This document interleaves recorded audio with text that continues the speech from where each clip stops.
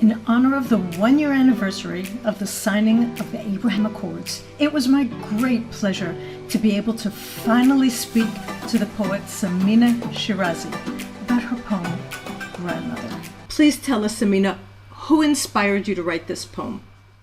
Right. So if I can just have a few minutes to tell you the whole story behind this poem. So in 1985, I was in my first year, 1984, I was in my first year of college, and in Pakistan, where I was born and I grew up. I studied at St. Joseph's College for Women, which at the time was one of the better known colleges. I was in my first year of a 4-year degree, and we had a visit from, it was a cultural exchange visit organized by the Pakistan American Cultural Association. And this was a visit by an American poet called Naomi Shihab Nye. I'm sure you've read her work. She was visiting various cities in Pakistan, and she dropped in at our college, and she gave a talk. She sang some very lovely songs, and she talked about herself and her poetry and her journey as a poet. And I was so deeply moved by that meeting that during that meeting, she touched a nerve where she mentioned that, everything that a poet sees comes from a very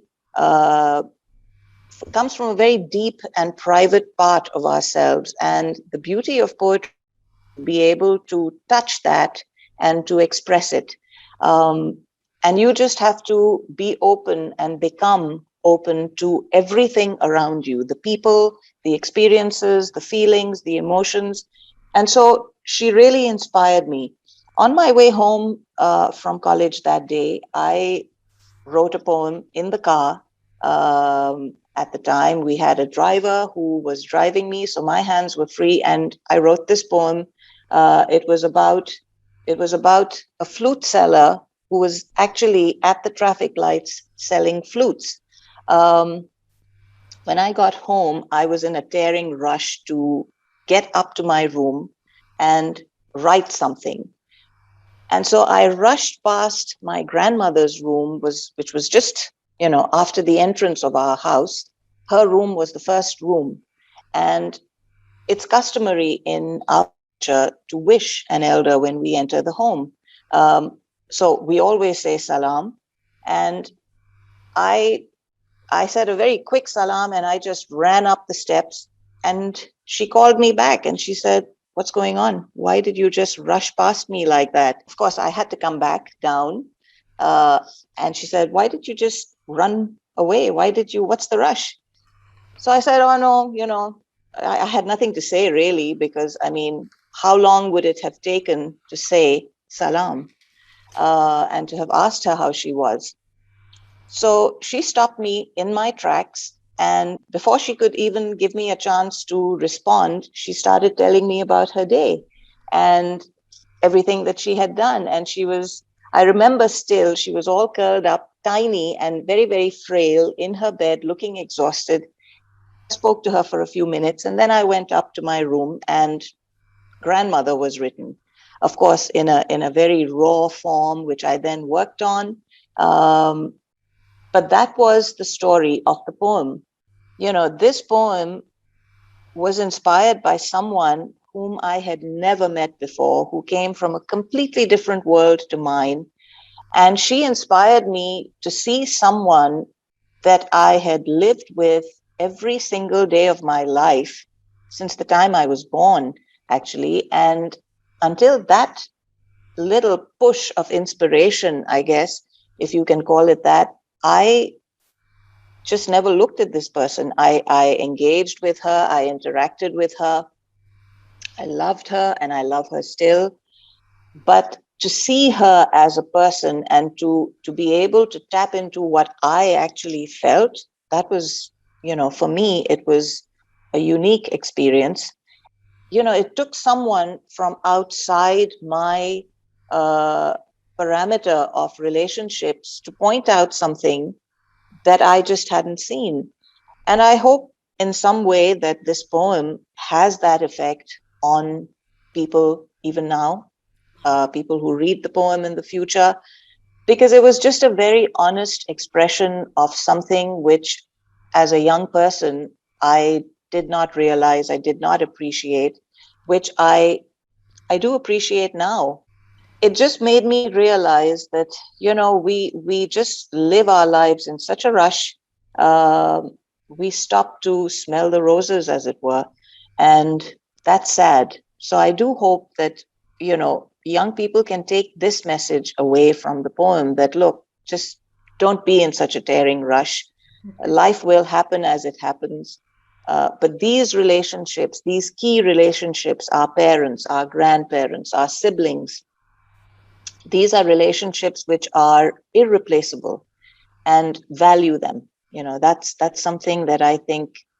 And so I thought I'd share that little story with you about how the poem actually came about. And well, my thanks to Naomi, really, and my grandmother, of course.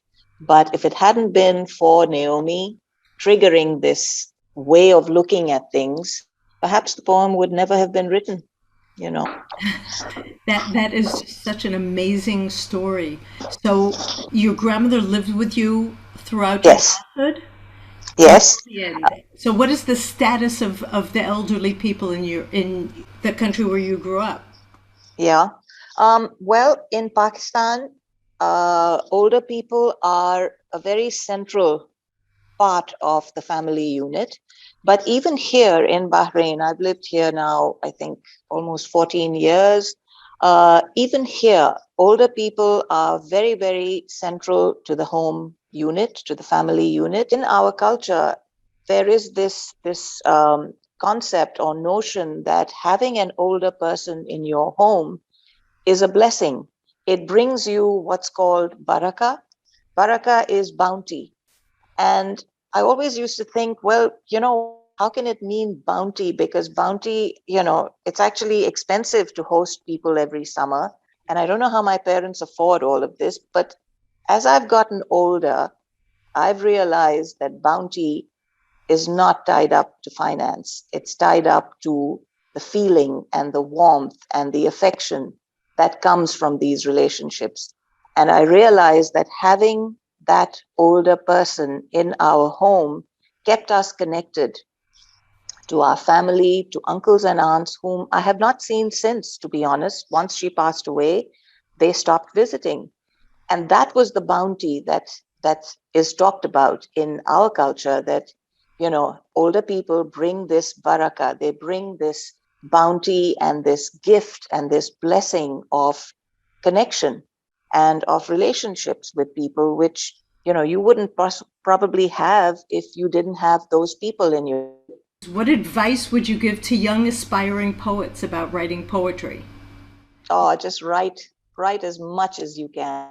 Write about everything that touches you, whether it's a flower, whether it's a bird, whether it's a feeling, whether it's an emotion, a person. Just write. There's no right and wrong in writing. It's your voice. And just remember that as you get older, that voice will get influenced. So speak as much as you want, as much as you can, write things down. And over time, you will see that your own views change. That's just human nature. They evolve.